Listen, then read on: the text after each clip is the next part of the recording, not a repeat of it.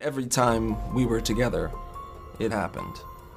There was no night that went by that I was with him that he didn't sexually abuse me. We just had a wonderful relationship. I learned so much from him as an artist and as a kind human being. He's a good guy. He's a good guy? Yeah. Show me where he touched you. No nonsense, no shenanigans, but he's a weird... Why was it important for you to stick up for him? Because he's always been a friend to me. That's what you do for friends, you tell the truth. Every time we were together, it happened.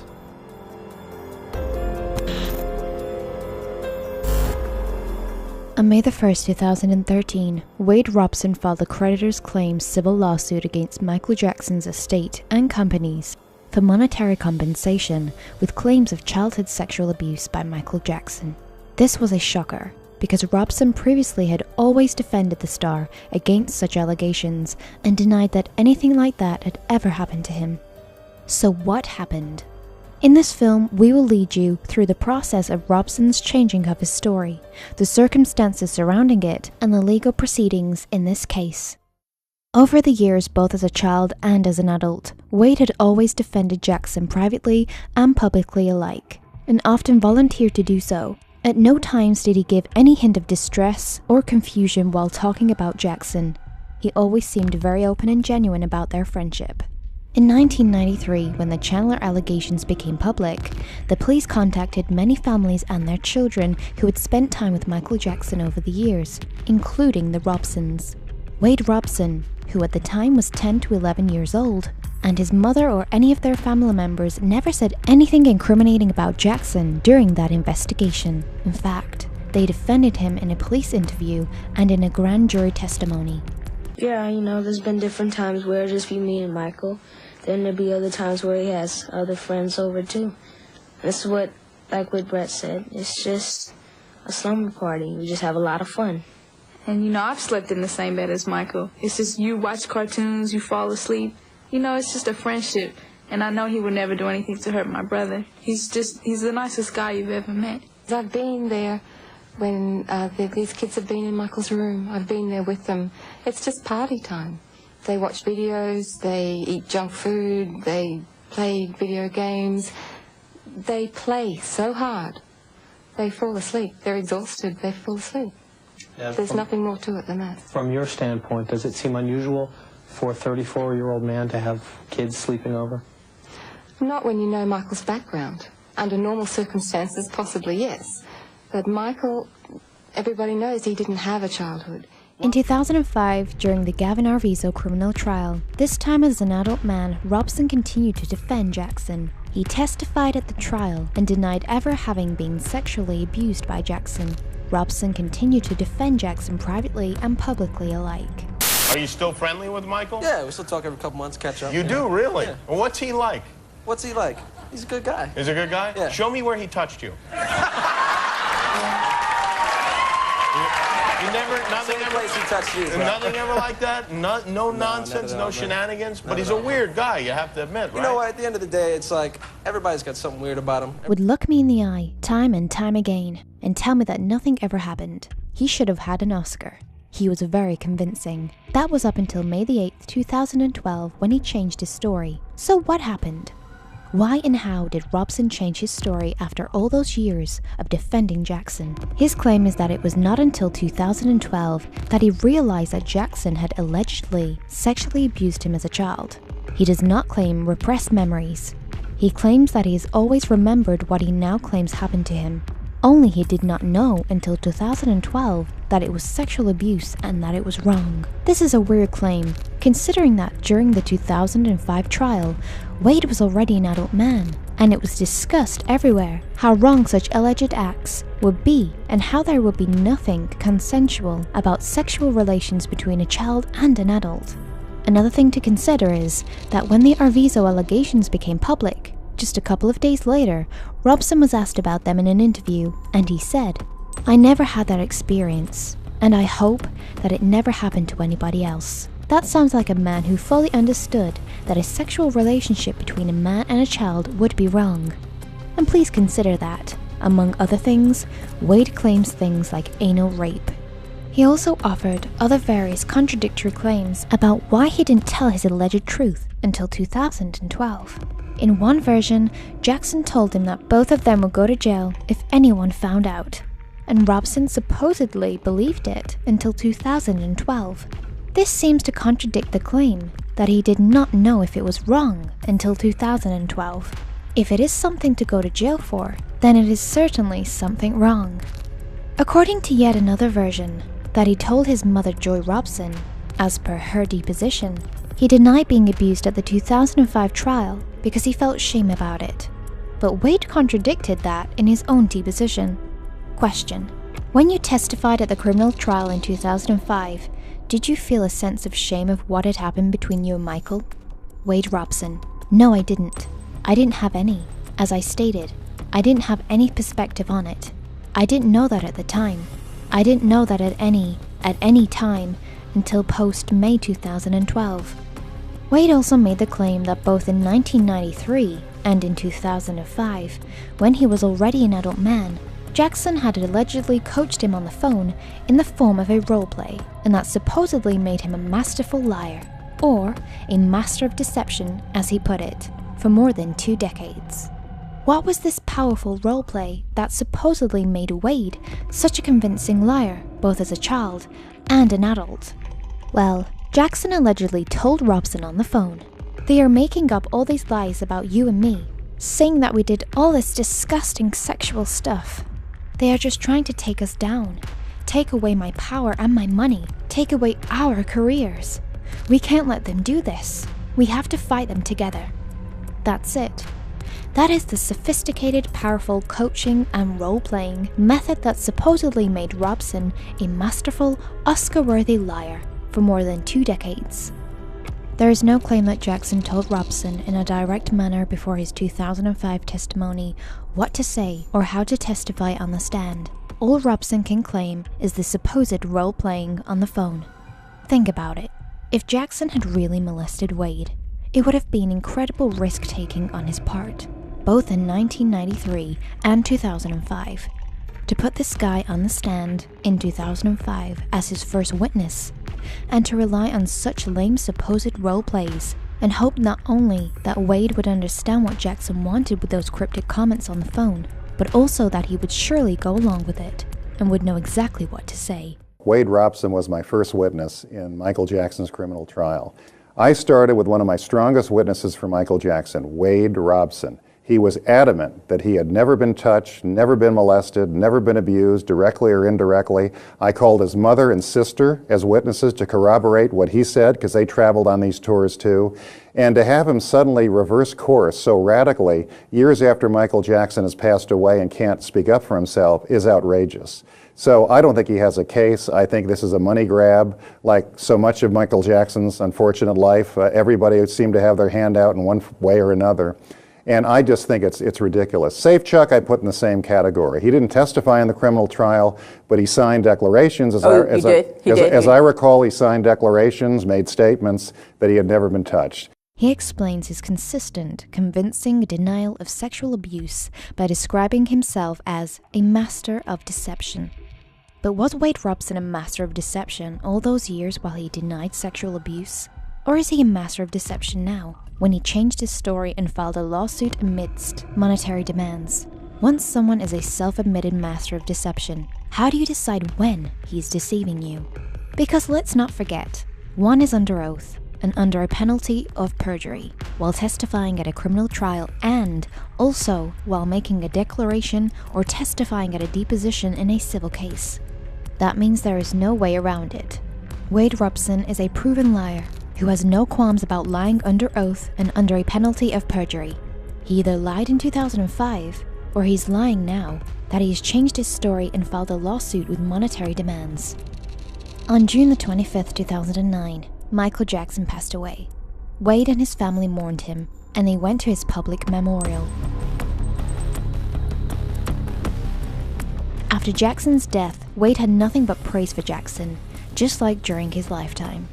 In an exclusive book, the official Michael Jackson opus, that was published in 2009, Wade made an entry in which he wrote, among others, "Michael Jackson changed the world, and, more personally, my life forever. He is the reason I dance, the reason I make music, and one of the main reasons I believe in the pure goodness of humankind." He also participated in a tribute by Janet Jackson to her brother at the 2009 MTV Video Music Awards. These are Michael's gloves from the Bad music video. Michael gave them to me when I was, 7 or 8. He's going to be with us spiritually, but I wanted to feel something physical from him. So I'm probably going to rock one of these tonight too while we perform on stage and just feel that much closer to it. These are time, y'all. Keep singing. Are you walking?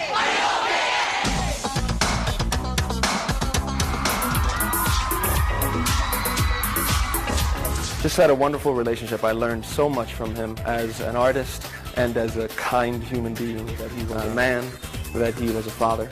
And that's what it's really about, is a father and his children. And he's a wonderful dad. And in November 2010, Wade and his wife Amanda had a son. A month later, in December, Wade was offered to direct the dance movie Step Up Revolution, and he accepted the offer. According to his court papers and a blog post he wrote in November 2017, he considered this as the fulfillment of Michael Jackson's prophecy to him as a child, that he would become a movie director of epic proportions, bigger than Steven Spielberg. In early 2011, Wade crumbled under the pressure of the job, which triggered a nervous breakdown in him, made him pull out of the project, and left him purposeless.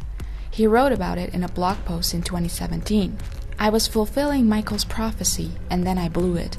Therefore, my entire life, I believed, had been in vain." On May 16, 2011, after his nervous breakdown due to the failed prophecy of him becoming a film director of epic proportions, Wade went into therapy. He did not make any allegations of childhood sexual abuse to his therapist or anyone at all. On May 21st, 2011, so only 5 days after he started therapy, Wade wrote an email to the director of the Cirque du Soleil show begging him to let him direct and or choreograph Cirque's Michael Jackson-themed Las Vegas show called One. "I always wanted to do this MJ show badly," Wade wrote in the email. Cirque du Soleil told Wade that he needed to be validated by Michael Jackson's estate, so Wade met with John Branca, the executor of the Michael Jackson estate. During John Branca's deposition in 2017, Wade's lawyers suggested that Wade was eventually hired to do the Cirque show. However, according to Branca, they decided that Jamie King was better qualified for the job and they picked him, rather than Wade. Branca speculated at one point in his deposition that it would be possible that as a director of the show, Jamie King might have hired Wade in some lower positions, such as a dancer, but he insisted that he was definitely not hired in a leading creative role, such as a director or a lead choreographer, that would be validated by the state. Despite of that, in the July 2011 interview, Wade talked about it as if he had the main role in doing the Cirque show. This was only a couple of months before he made his U-turn and first started making allegations against the star. But I'm starting on Cirque du Soleil Michael Jackson show, which is exciting and terrifying all at the same time because it's such a huge responsibility. But that was why I took it on. Michael was such a huge part of my career and life. We were friends for 20 years before he passed, since I was 7. So it's an opportunity for me to give back a little bit to his legacy. It's such a big part of his legacy, and to make sure as much as I can that it's done right and that it really represents his essence. In March 2012, about a year after his first breakdown, Wade suffered a second nervous breakdown. He went to a new therapist in April 2012, where he started an insight-oriented therapy. According to his story, about 3 weeks into the therapy, on May 8, 2012, he first started making allegations of child sexual abuse by Michael Jackson to his therapist or anyone at all. So what happened between Robson's first therapy in 2011 and his second in 2012? How did he come from praising Jackson and wanting to work on Cirque du Soleil's Michael Jackson show badly in 2011 to claiming childhood sexual abuse by Jackson in May 2012? Wade now claims what triggered his realization that he had allegedly been sexually abused by Jackson as a child was watching his 1.5-year-old son and imagining and visualizing him being sexually abused. Apparently, he needed to imagine and visualize his infant son being sexually abused to be able to muster up any emotion that he could build on his own story of alleged childhood sexual abuse. Mind you, visualizing things that he wanted to turn into reality was no stranger to Wade. In a 2002 interview, he said, "Learn how to visualize. If you have a goal, you've got to visualize every little aspect of it. Every time I've done that wholeheartedly, it's always happened. It's never failed." Wade also claimed on his blog that what prompted him to confess to his therapist was a popular TED Talk by Brené Brown about the power of vulnerability. The talk is about the courage to be imperfect. It mentions how parents commit a mistake when they raise their children to be perfect, which echoes Wade's life, who by the age of 16 choreographed for international stars such as Britney Spears. The lecture seems more related to Wade's struggle with career expectations and his struggle to be perfect in his job from an early childhood than about sexual abuse. For a long time, he has struggled with the expectations and pressures of his job. He completely omitted this element from his lawsuit, but from his blog post that he has published in 2017 and 2018, after his lawsuit was tossed, we learn about these struggles in detail. Moreover, the therapist he went to in 2012, Dr. Larry Shaw, is a therapist whose focus is on people in high-pressure jobs. That this was Wade's real issue indeed is echoed in several blog posts he wrote in 2017 till 2018.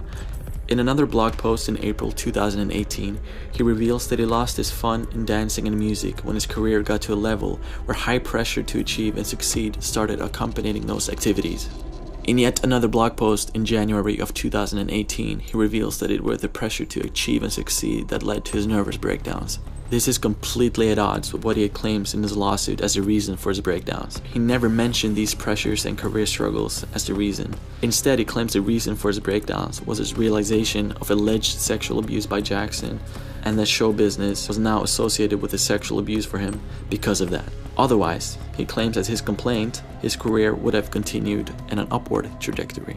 As you have seen, this is quite simply not true based on his own blog, where he admits that he had long struggled with unfulfillment in his work and the pressures and expectations of his job, and that those pressures and expectations were the reason for his breakdowns.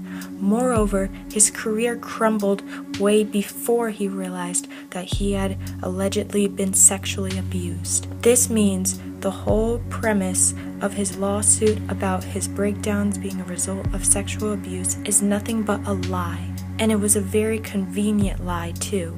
According to his mother, Joy Robson's testimony, he also had financial problems at the time, and then he suddenly realizes that he was allegedly sexually abused by Michael Jackson as a child. In his deposition and on his blog, Wade made claims that it was Jackson who taught him to always work hard and who was responsible for his unhealthy work attitudes from an early childhood.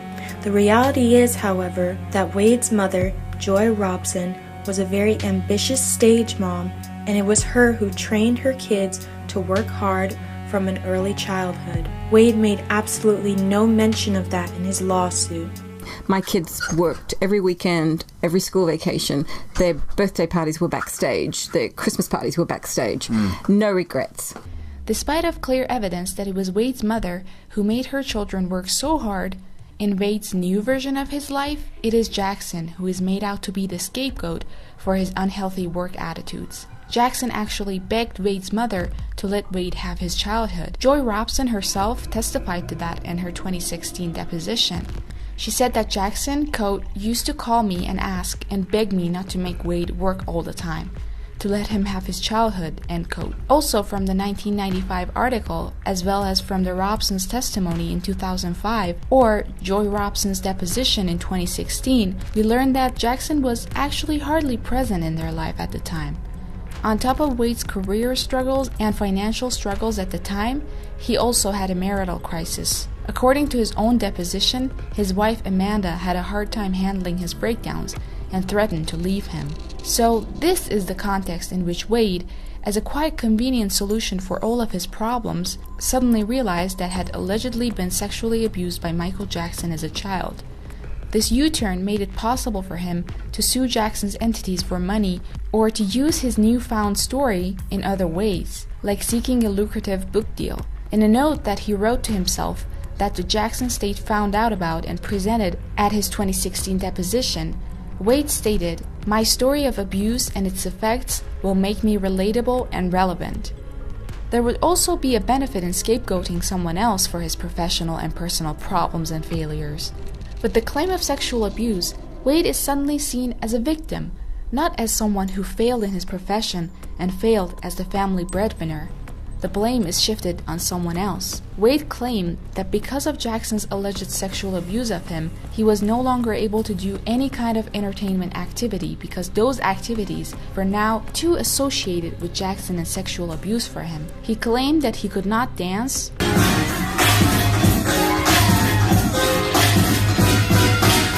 make music, make or even watch films anymore because of those activities' association with Jackson.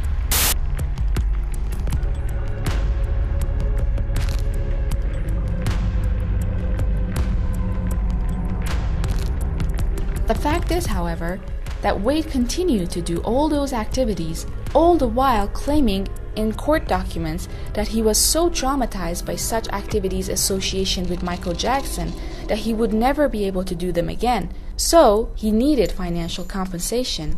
In September 2017, then, while his lawsuit was heading towards dismissal, he declared himself, quote-unquote, healed from the bad associations regarding entertainment activities and announced his return to the dance, choreography, and entertainment scene. So the alleged bad association and his inability to work were suddenly all gone when his lawsuit was close to dismissal.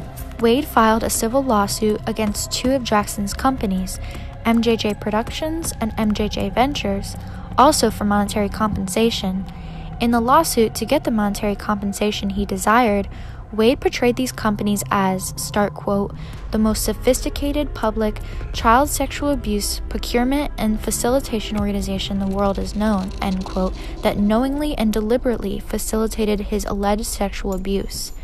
However, his own mother's deposition in 2016 inadvertently exposed Wade's allegations as lies. The Robsons, who were originally from Brisbane, Australia, first met Jackson in 1987 when he was on tour in Australia, and Wade, who was 5 years old then, won a dance competition at a Target store where the prize was to meet Michael Jackson. Wade alleged in his lawsuit, start quote, that the meet and greets were purposely orchestrated by MJJ Productions and MJJ Ventures as a sexual grooming mechanism to acquire minor sexual abuse victims for Michael Jackson, disguised as charitable events for minors, end quote.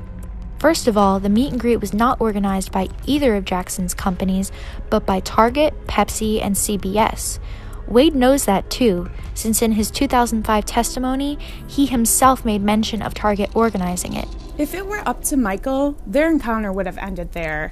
It was Joy Robson who made further efforts to contact him. She, with her son, had delivered a thank you note to Jackson's hotel room a couple of days later, and as a result, they had another meeting with him for about an hour and a half. Again, this would have been the end of their encounters if it were up to Michael. Over the next few years, Joy Robson sent Jackson letters and videos about Wade's progress as a dancer, but they never heard back from the star. The next time they met or even talked to Jackson again was more than 2 years later in 1990, when, once again, it was the Robsons who sought contact with the star, not the other way around. How does this make the meet and greets, quote, a sexual grooming mechanism to acquire minor sexual abuse victims for Michael Jackson, as Wade alleges? According to Joy Robson's own story, it was Joy who initiated the contact with MJJ Productions, and her ultimate goal was, of course, to contact Michael Jackson. The reality is that after the Robsons moved to the USA, Jackson did not even spend much time with them, including Wade. In actuality, in her deposition, Joy Robson revealed that she had to be the one to pursue Jackson about calling Wade, putting him in projects such as his Jam music video in 1992, and that Wade felt pushed aside a little bit because Jackson would rather spend time with other kids. Joy testified that one time she cut ties with Jackson for 6 months and that was for Jackson not calling Wade from the Dangerous tour. Wade also wanted to go on tour with Jackson, but the star would not take him. Here we have to mention two other supposed witnesses for Wade, whose stories he previously has denied.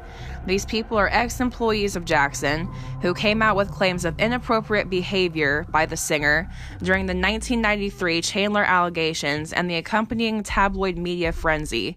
They have been paid money by the tabloid media for their stories. One is Mark Quindoy, who worked for Jackson with his wife between 1989 and 1990. In the wake of the Chandler allegations in 1993, they sold stories to the tabloid media, claiming that they quit because they were so disturbed by what they had allegedly witnessed Jackson do with children, including Wade. The thing is that the Quindoys gave media interviews about Jackson before the 1993 Chandler allegations as well. Before the 1993 allegations, the Quindoys talked about Jackson as a kind, shy man who was good with children. Their stories only changed when, in 1993, the tabloid media offered money for molestation stories about Jackson. Various journalists revealed that the Quindoys shopped their newfound stories for $250,000 to $900,000. The Quindoys also tried to shop around a book deal. Even tabloid journalists noted about the Quindoys that they found them to be completely untrustworthy. The other main witness of Wade is a maid called Blanca Francia, who worked for Jackson between 1986 and 1991. In 1993, in the wake of the Chandler case, she alleged that on one occasion she witnessed Jackson showering with a child, Wade Robson. Francia was paid $20,000 by the tabloid TV show Hard Copy for her story, an amount that was more than her annual salary at the time. In her deposition in January 1994, Blanca Francia admitted that she never saw or heard Wade Robson in the shower with Michael Jackson. She admitted that she only ever saw Jackson in the shower, and she never saw a second figure with him. She also admitted that she never heard anyone else in the shower other than Jackson himself.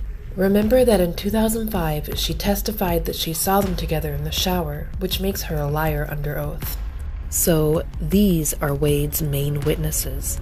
Wade also claimed that he filed his lawsuit to help Jackson's supposed other victims, but his treatment of those other alleged victims was certainly inconsistent with that. In his deposition, Wade admitted that he never attempted to reach out to Gavin Arvizo, the boy at the center of the 2005 trial.